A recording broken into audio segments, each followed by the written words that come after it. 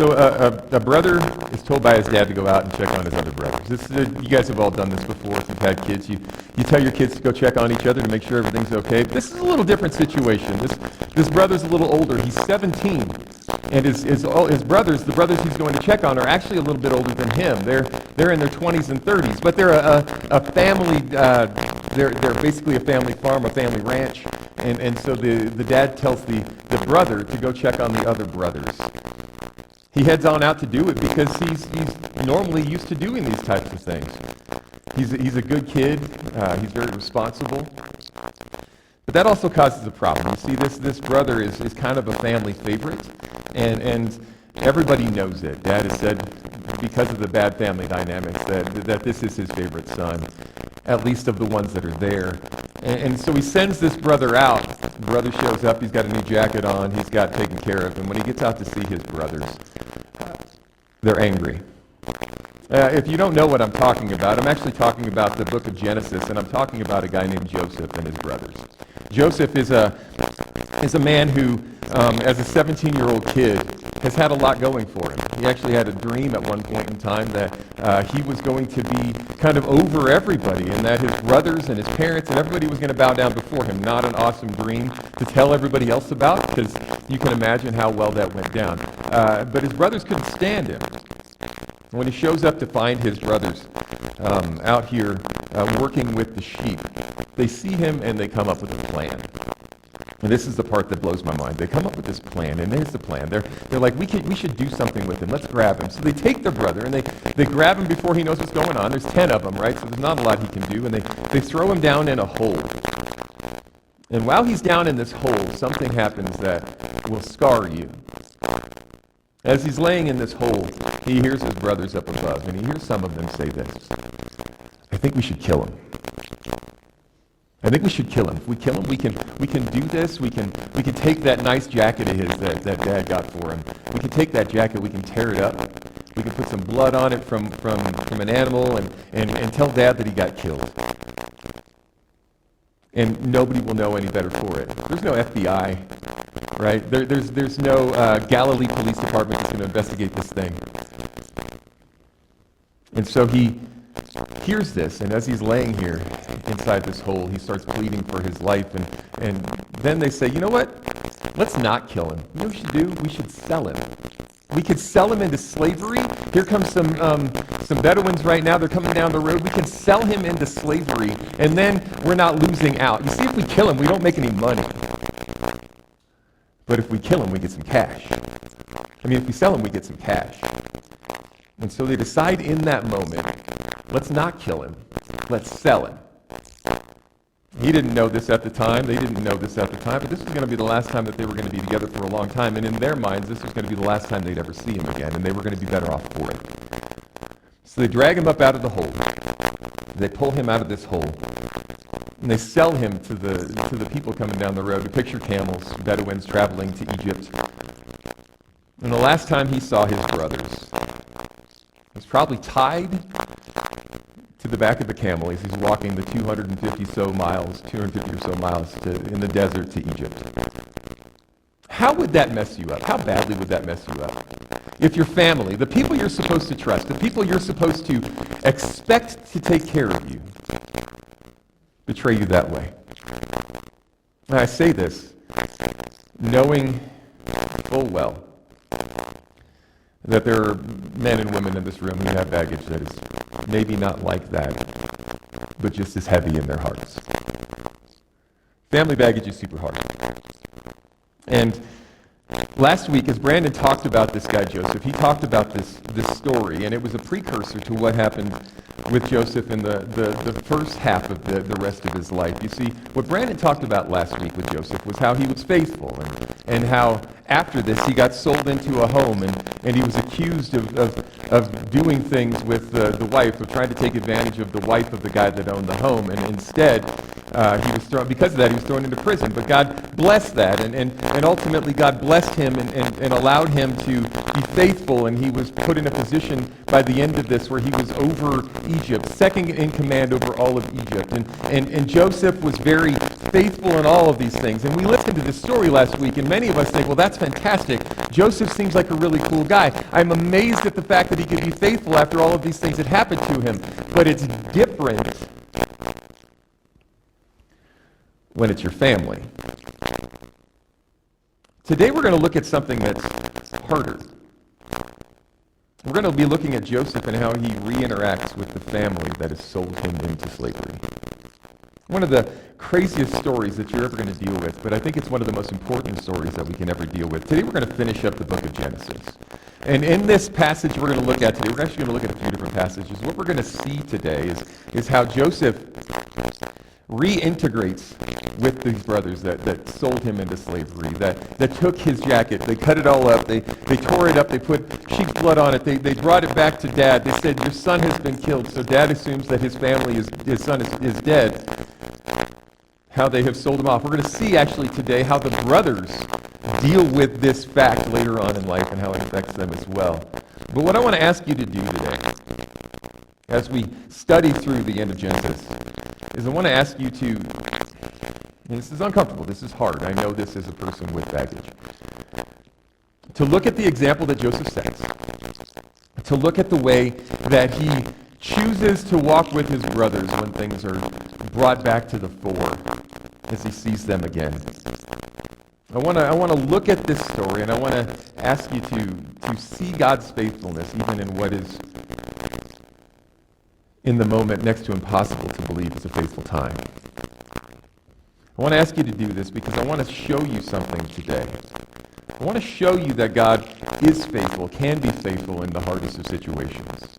But before we get there, I need you to understand something about Joseph. Joseph isn't this way just because he's awesome and just because he's great. Joseph is this way because he had an interaction with God. We didn't focus on this as much last week as we probably could have, but we need to see this today because it affects everything else that happens with Joseph. You see, Joseph has this dream that I just brought up, this dream that the brothers look at and say was a terrible thing. And I understand why they would. But for Joseph, this dream, this time with God, this thing was so convicting that he truly believed that God had a plan for the rest of his life. If you've had an interaction with God, a real interaction with God, it changes you. He knew this dream was from God, and it changed the way that it saw the world. And so with that, I want you to understand something. What Joseph does today is going to be completely guided by the fact that he knew that God was in the middle of it, and it changed the way he saw things. And I want to ask you, because of that, as you're looking at your story, even for some of us who have terrible stories, to understand that God is faithful enough to use the worst and still make it something that is usable and redeemable in this broken world. We're going to pick up in Genesis 45 today. So if you have your Bibles, turn there. In Genesis 45, we're going to look at Genesis 45, and then we're going to skip to Genesis 50. And in Genesis 45, Joseph has been interacting with his brothers. They don't know who he is. All they know is they're talking to this guy that is second command over all of Egypt. They're there in front of their brother because they're hungry. This famine that has hit all of Egypt and all of that area of the Middle East has affected them. They're starving, and they heard that there was food in Egypt. When they got there, they met this man, and this man was, kind of cruel to them. They didn't understand why he was so cruel to them, but they understood that they were foreigners, and he sent them home. He held on to one of the brothers. It's a wild story, but what we're going to see today is the first time Joseph shows himself as his brother to his brothers. We're going to see this interaction that could be very cruel, that would be totally understandable if it was very cruel. But what we're going to see today is because God's in the middle of this, healing can happen where it seems like there should be no healing. So picking up in Genesis chapter 45, we're going to look at verse 1 through 8. I'm going to read this with you. It'll be on the screen. And if you have your Bibles, let's read along together. Joseph could stand it no longer. There were many people in the room, and he said to his attendants, "Out, all of you! Out, all of you!" So he was alone with his brothers when he told them who he was. Then he broke down and he wept. He wept so loudly that the Egyptians could hear him, and word of it quickly carried to Pharaoh's palace. "I am Joseph," he said to his brothers. "Is my father still alive?" But his brothers were speechless. They were stunned to realize that Joseph was standing there in front of them. "Please, come closer," he said to them. So they came closer, and he said again, I am Joseph, your brother, whom you sold into slavery in Egypt, but don't be upset, and don't be angry with yourselves for selling me to this place. It was God who sent me here ahead of you to preserve your lives. This famine has ravaged this land for 2 years, and will last 5 more years. And there will be neither plowing nor harvest. God has sent me ahead of you to keep you and your families alive and to preserve many survivors. So it was God who sent me here, not you. And he is the one who made me an advisor to Pharaoh, the manager of his entire palace, and the governor of Egypt. Now, you can understand here, as they sit there, it says that they sat there and they were afraid, they were in disbelief.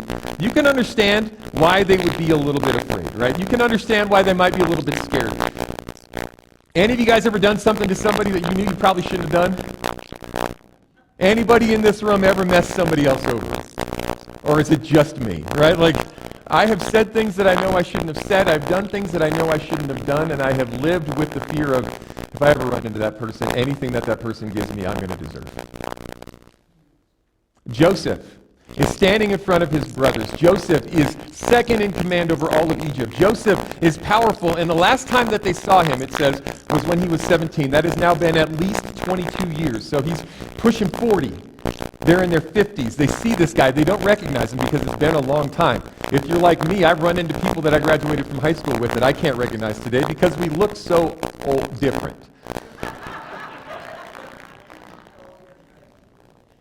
But they see this guy, and he's dressed up in Egyptian robes, and when he says, I am Joseph, there's shock and there's confusion. He says, come closer. I need you to see this. I need you to hear me. I need you to hear the fact that we're speaking the same language, and I'm speaking with the same accent. I am your brother, and they are scared. They're scared because they know this guy has the power to kill them if he wants to. He has the power to do anything to him that he wants because he has the power of the entire government behind him.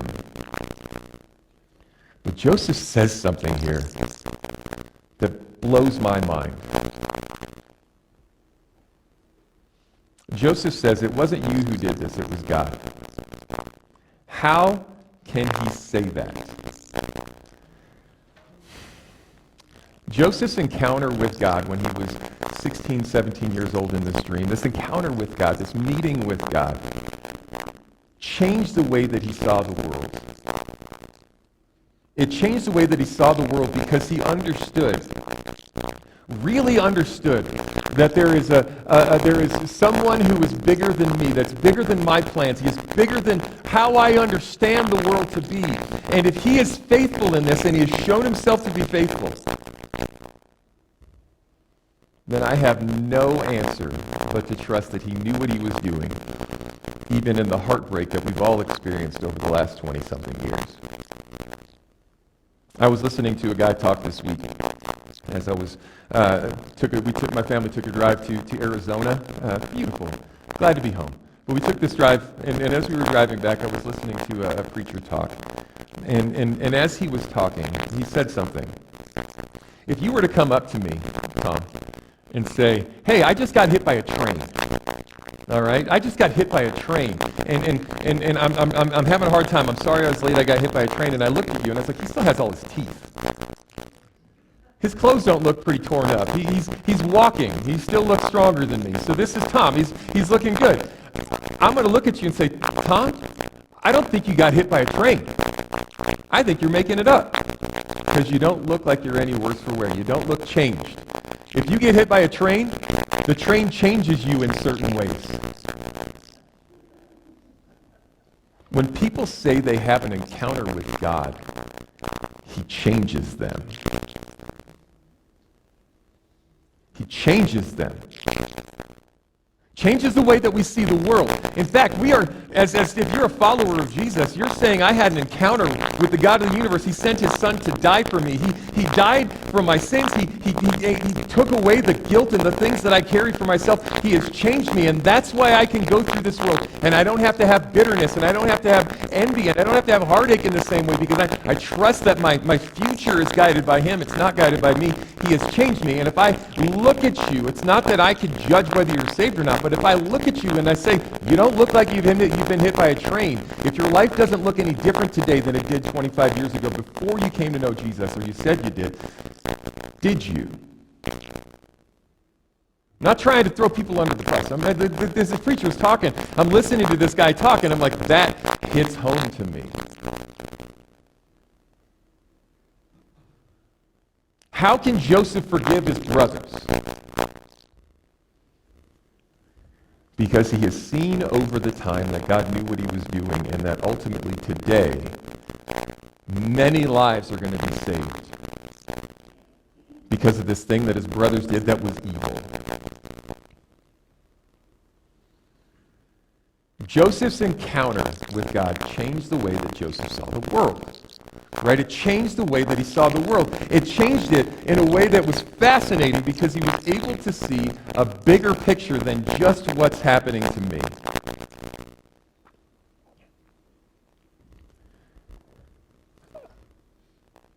I know how easy it is for myself to get caught up in victimhood. As Brandon said last week, one of my favorite things to say is, we are not victims. We are more than conquerors in Christ Jesus. We're not victims. I say that because I need to hear it myself all the time. You can ask my wife on my own. I'm pretty darn whiny. And I come from a long line of darn whiny. But when you see somebody who has been changed by God, who has an encounter with God, who has had an encounter with the one who is from before the beginning, the one who has no beginning and no end, the one who says, I know tomorrow, the one who gave us the end of the book and shows that he wins, and because of that, we, if we are followers, we get to win as well. If we understand that, we're changed. Here's the problem. And this is why it's so surprising that Joseph doesn't do this. The problem is we have this thing inside us, and I think our society makes it really hard. This thing inside us that really makes us believe that we are the stars of our own movie. Right? That I am the star of the show, that everything that's going on around is all about me, and I am the star of this thing. What Joseph does right here is he says to his brothers, I want you to know something. Even though I'm second in command of all of Egypt, I'm not the star of the show. And even though I am second in command of all of Egypt, you guys are not the villains of the show. We are a small blip in a much bigger story.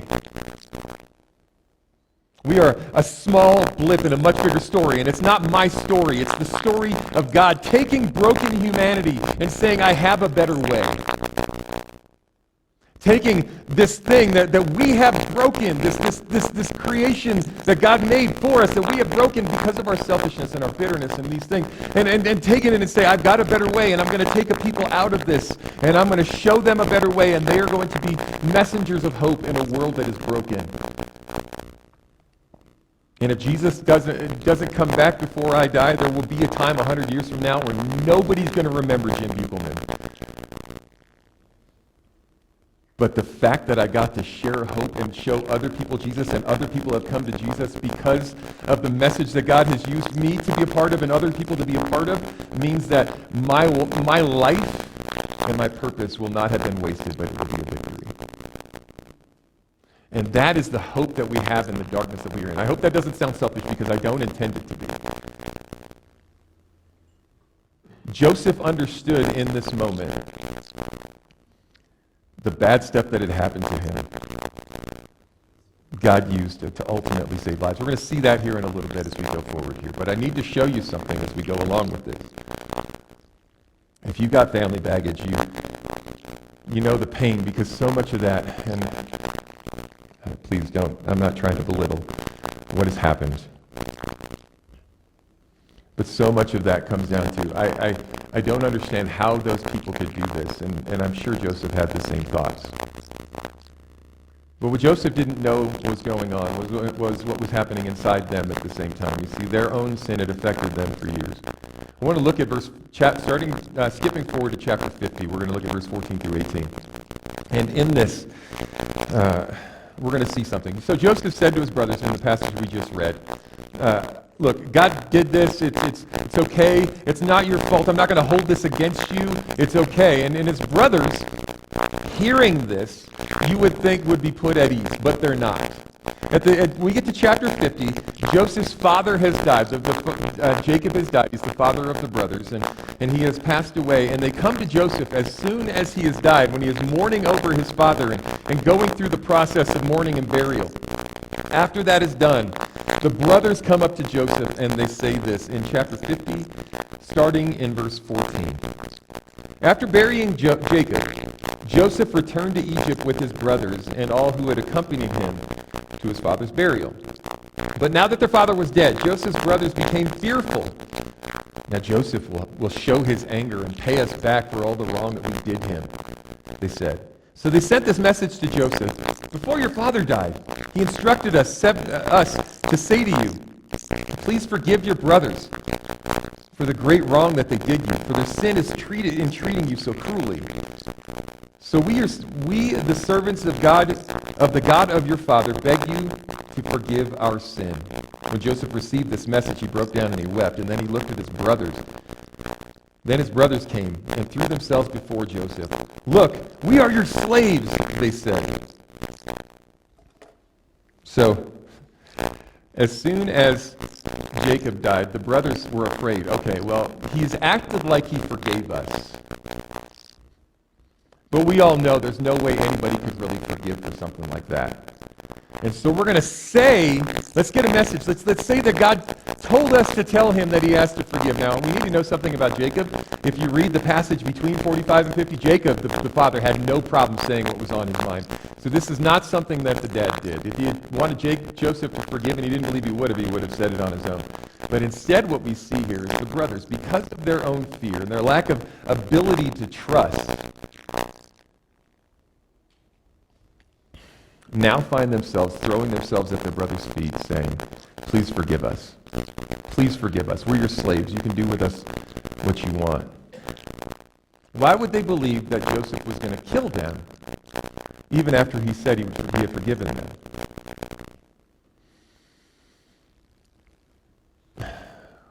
When we have done things that aren't trustworthy, when we have done terrible things, it makes us really hard. It makes it really hard to trust that anybody else wouldn't do the same things that we would do. It makes it really hard for us to trust other people when we know in our own minds we would do some pretty terrible things. When I do marriage counseling, I've had couples in my office that were couples that got together because they had cheated on their spouses before, and now they were together, and they didn't trust each other either. The truth of the matter is, once we have those things, it makes it hard for us to trust that God can redeem any of it. What Joseph didn't understand was that his brothers had always carried around the guilt of what they had done. We see this actually back in chapter 42. In chapter 42, when they first show up to see this guy that's in charge, and he's kind of mean to them, listen to what the brothers say. Remember, this is at least 22 years later. Speaking amongst themselves, they said, clearly we are being punished because of what we did to Joseph long ago. We saw his anguish when he pleaded for his life, but we wouldn't listen. That's why we're in this trouble. So as soon as things went south for them, 20-something years later, they start talking about the fact, you know why this is happening to us? Because of what we did to our brother way back when. Some of us can relate with that, where we truly believe the reason our life has never gotten any better is because of this thing that we did, and we don't deserve anything different. This is where the brothers were in this moment, and this is why they couldn't trust even now that their brother truly would forgive them, because they weren't the type of people that do that.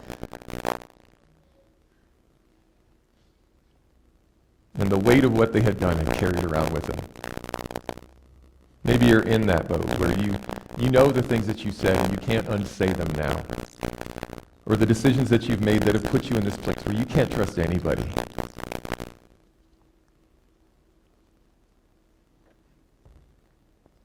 But what I want to show you in this moment today, and what Joseph is trying to show his brothers,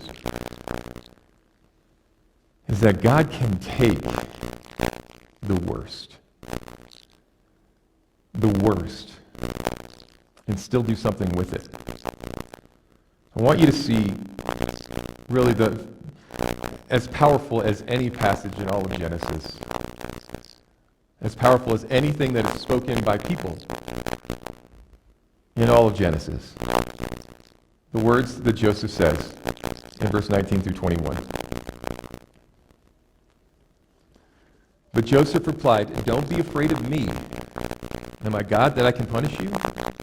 You intended to harm me, but God intended it all for good. He brought me to this position so I could save the lives of many people. No, don't be afraid. I will continue to take care of you and your children." So he reassured them by speaking kindly with them. I actually really like the NASB, the New American Standard Version on this. I really like the way that this is translated. It says that you meant evil against me, but God has used it for good. I say that because what Joseph says is not sugarcoating what has happened. I don't want to sugarcoat what has happened, and Joseph doesn't. He doesn't say it doesn't matter. He doesn't say it really wasn't that big of a deal. He doesn't say it wasn't that important and it's not a big deal and don't worry about it, guys, it's going to be okay. He doesn't just let it go. What he does say, look, it was evil what you guys tried to do. But I wouldn't be standing here today if God hadn't redeemed it. This is painful. It's hard. But the truth of the matter is, because Joseph had this experience, he was able to look back and see how God had moved him even in the midst of all of the heartache, how God had moved him even in the midst of all of these things and put him in a place where he was finally able to be redeemed by it and redeem other people for it.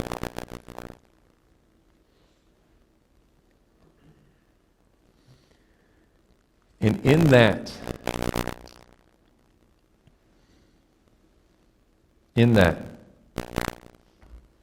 place where he was finally able to see that and say that to them,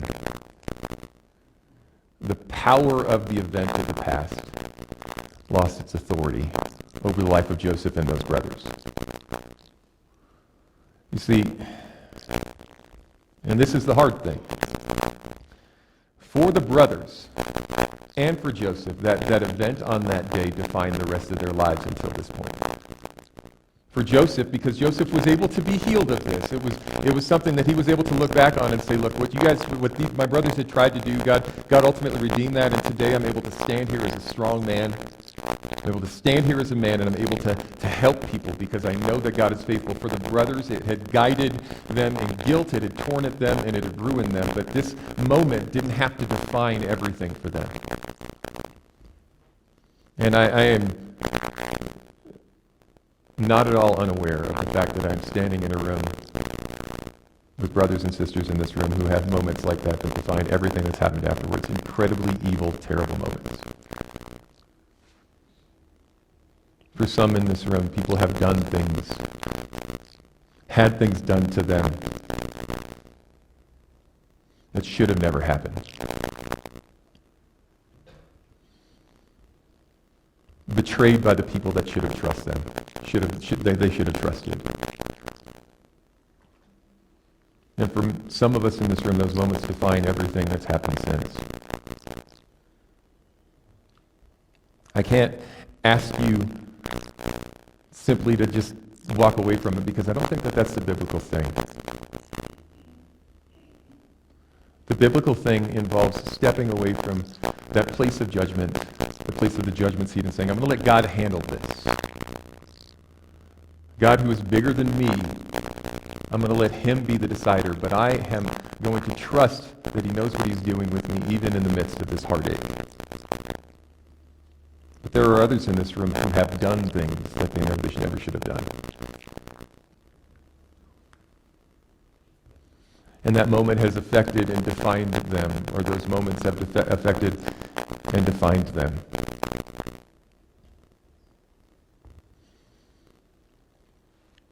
What Joseph did in saying this to them, if you hear their words, it's really kind of interesting. They say, your God, the God of your father. Up until this time, they won't even put themselves in a place where they could accept that he was their God. In this passage today, we see God at the end of the book of Genesis unite a family that was so broken and bring some healing to something that was so broken. I don't know how that looks for each of us in here, and I don't know how that's even possible for each of us in here. And I'm not saying that we can see that God's just going to go heal what's already been broken tomorrow. But what I want to show you with this today, and what my hope is from this passage today, is what my bottom line is for this, that God can redeem every part of your story. That the worst things, that God can ultimately do something positive through so much of the negatives. The truth is, none of us deserve the gift of grace that God has given us through Christ, but God has given us hope in the middle of this, and God can take the heartache and the brokenness and the bitterness, and he can use it for something good. There was a lady in Elk City where I first started in the ministry. Her name was Natalie, and Natalie was awesome. She was great. Natalie, though, had a deep wound in her life. When she was in high school, Natalie got pregnant and was convinced to go and get an abortion. So she went and got an abortion, and that abortion, she would have thought, would have made life easier for her. But it really affected the way that she saw the world after that. Natalie, after that, got married, had 3 more kids, and found herself with her kids struggling to love them because she thought, what kind of woman could love these kids because I'm the same woman who killed my first? Natalie carried this burden secretly and privately with her, with just her immediate family and no one else. And then God started to do something in her. She started to realize that God is the only one who can heal this. I can't pay for this. I have to trust God with this. And she did something crazy here. About 20 years ago, maybe a little more, she was at a women's retreat up at El Porvenir, actually up here in New Mexico. And while she was in this retreat, she got up in front of some ladies, the ladies at the retreat, and told this story about how she struggled to love her kids and struggled in this way. Can you imagine? She told this story and she said, but I believe that God can bring healing, and I believe I'm not the only one in this room who's experienced this. And if you need to talk about this, if we need to talk this through, God redeeming this thing that is dark and evil, if we need to talk about this, come and talk with me. And after she was done, everybody sat in silence, and all the women got up and left, and she stood there by herself at the stage. She didn't leave. Something strange started to happen. One by one, women started to come back into the chapel. Started to come back in and share their stories about the same decision and the effect, and the fact there had never been any hope for them because they knew what they had done and they couldn't get out of it. Couldn't go back and change it. But could it really be possible that God could take this darkness and bring healing? Natalie ended up starting a ministry for women who had made the same decisions and needed healing from God. God used the brokenness and the pain that had happened, that she had brought and that had happened to her, and used it to bring healing to other people.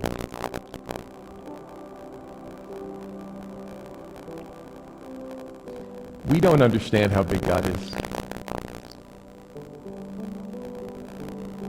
We don't understand how big God is, and it's hard for us to see sometimes. I don't want to promise you daisies and roses and things are going to be easy in this life, because they're not. I mean, they bring it up all the time. Jesus says, in this world you will have trouble, but take heart, I have overcome the world. I'm so thankful he said it. I wish he would have said, in this world, now that you're following me, it's going to be pretty awesome.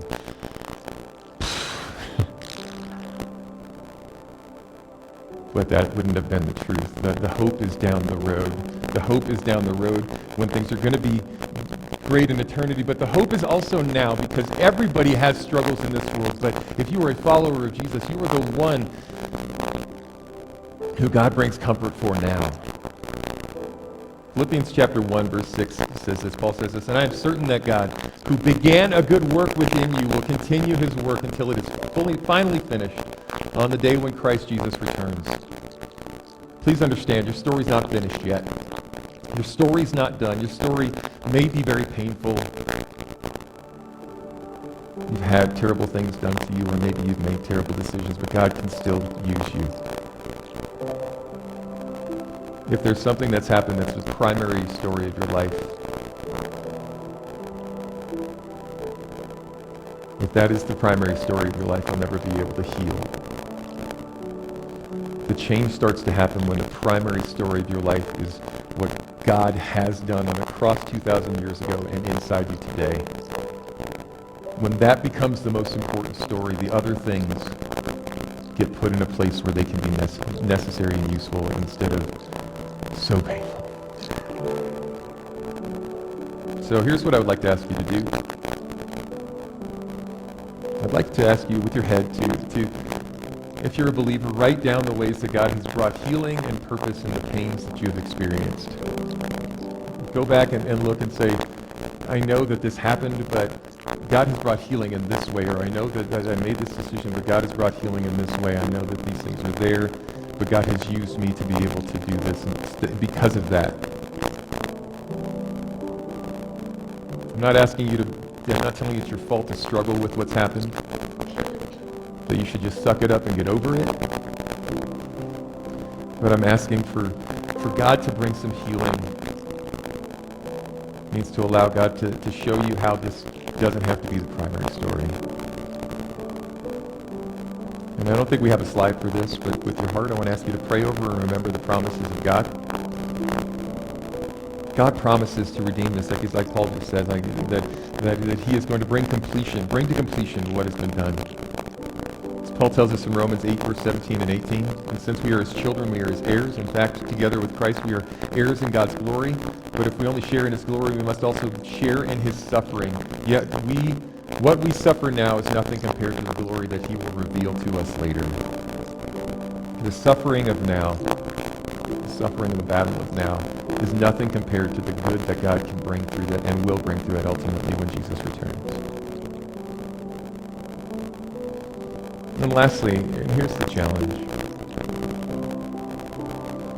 Tell someone about your encounter with God. If God has done something inside you, tell people. Don't be afraid to talk about it. The more you talk about what God has done, the easier it is for you to be able to see what God has done as well. It's in those things, in those stories, our story becomes seated where it can be. Now, I know today has been hard, and in a moment we're going to take communion. If you would like to pray together, I'll be in the back to pray. We'll have some others ready to pray as well. But I want to ask in this time, as John comes forward here, to allow God to do something in us. And what I know has been a hard passage, but I think a vital one. So I want to pray over you guys. I'm going to pray with you. For God to bring us all some healing here, and then we're going to see what God can do. Our Lord and our God, I pray this morning for my brothers and sisters in this room, God, that you would start to ease and heal what seems unhealable, that you would use for good what has been intended for evil. We can't do that on our own, God. We can't. But I pray that you would do just that. Please, God, by your Holy Spirit, calm and ease our hearts with a hope from you. I ask in the name of Jesus. Amen.